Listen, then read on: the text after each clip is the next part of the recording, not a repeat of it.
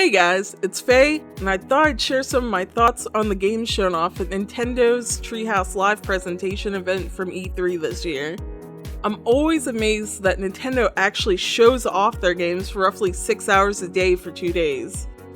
And the Treehouse folks always look like they're legitimately having fun, and a ton of major developers also stopped by to answer some questions on their games currently in development. Nintendo explained ahead of time that this year they just focus on Zelda. However, that seemed to be limited to the actual E3 show floor, and the live presentation covered a ton, including a brand new action RPG IP for the 3DS. I really enjoyed the presentation overall. These are my thoughts about day 1 of the Treehouse presentation. With that, I'm gonna move on to the games. First off, Pokemon Sun and Moon. I didn't expect as much of a demonstration of the game as the one we got. I think the games are shaping up to be very nice overall. There was some repeat from the previous trailers, of course, but a ton of new stuff was revealed. More importantly, there was an extensive gameplay demo. This is a first to be revealed this early in development as well, which was really cool to see. I think it's really interesting how the game has moved off the grid to more of a full 3D feel, and the more realistic proportions are also neat.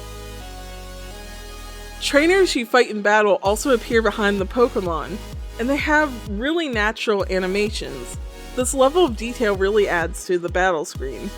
Speaking of which, trainer customization is back, and I'm really hyped about that. A lot of my initial fun in X and Y, well, Y really, was collecting new hairstyles and clothes for my trainer to get that look I wanted. A small thing that was noticed by many was that Poplio learned Disarming Voice, a fairy move. This led a lot of people, including me, to believe that second type might just be fairy after all, regardless of the images found hidden on the Pokemon site. It might just be that it learns it while it's in its more cute first form, but hey, I want to believe, man. Speaking of moves, there's now information on the battle interface screen detailing if moves will be effective or super effective against the current Pokemon being battled. There's also white Pokeballs that appear when a new Pokemon is registered in the Pokedex to detail what evolutions it has that you are currently missing. There was also a Battle Royale 4-player mode announced that I might try out some. It looks like Pokemon is improving yet again after the quality of life X and Y, as well as Omega Ruby and Alpha Sapphire brought.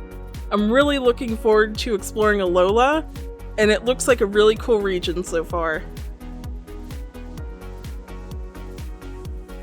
The main focus of day 1 was definitely Zelda. It got its official title revealed, which is The Legend of Zelda: Breath of the Wild. The demo was played very extensively on day 1, as well as day 2 somewhat, with good reason. The demo area is actually pretty freaking huge. This is the definition of an open world game, and for people saying it copied other games, Zelda is kind of the original open world game. The first entry in the series on the NES had this, and if you remember back, Hyrule Field and Ocarina of Time was a huge deal at the time. Link has a wide variety of new actions. He can jump, climb, which uses a stamina gauge, which apparently appeared in Skyward Sword as well, and use stealth. One of the biggest changes is that you can find weapons in the world and they have durability.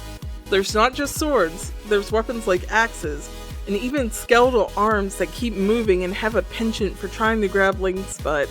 Seriously, they really do. The temperature of the environment also affects Link now. If it's a cold environment, he'll shiver without proper clothing.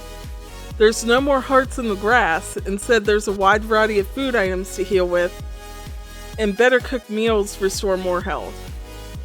You can also cook now in this game, and discover recipes by pure experimentation, even new potions. Some high quality foods even give you temporary yellow hearts as a boon. It feels a bit like Monster Hunter to me, though that just might be the fact that there was that iconic meat on a spit in the Bokoblin camps in the demo. I can't recall if gear crafting was mentioned, but that just makes sense to me for it to be in there since the cooking system seems quite robust even in the demo. There's a lot of focus on constellations in the game, and since I'm a dork about that kind of stuff, I'm pretty excited about that story-wise. A few shrines were also shown off in which orbs were acquired. It was emphasized that these were not full dungeons, and that they're separate and would serve a different purpose in the main game. We got just a small snippet of the story intro, but no villages were shown. However, these will be in the main game. There were multiple ways to solve the shrine puzzles, which was a really cool idea.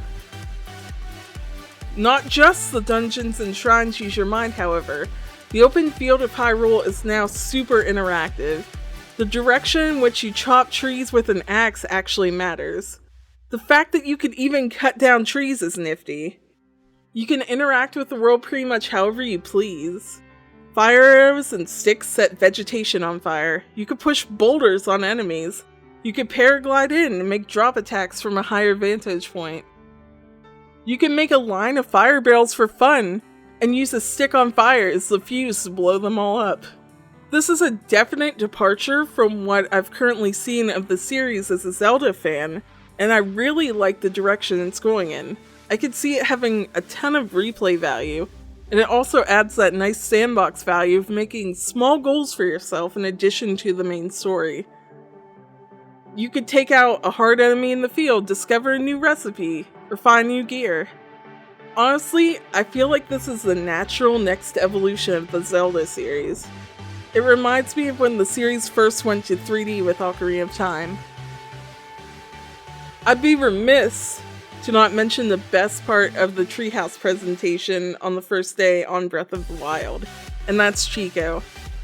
She became a favorite since the first time she was on the sticks for me and spared no mercy to bokoblins, as they are not people. You know, enjoying their evening. Innocent. Well, that's true. They Horrible will come people. after me, so no, they're not people. They're horrible people. things. Yes, monsters. Horrible monsters. She plundered and murdered bokoblins en masse in a variety of ways, mainly involving fire, and it was just charming and hilarious to watch her play. Godspeed, Chico. Godspeed. Seriously though, you owe it to yourself to watch the demo presentations of Breath of the Wild just to see her play the game. And with all that being said, those are my thoughts on the E3 Nintendo Treehouse Live presentation. What did you guys think of Day 1? Did you enjoy the presentation? Are you excited about Pokemon Sun and Moon? And also, the new entry in the Zelda series, Breath of the Wild. Thank you so much for watching.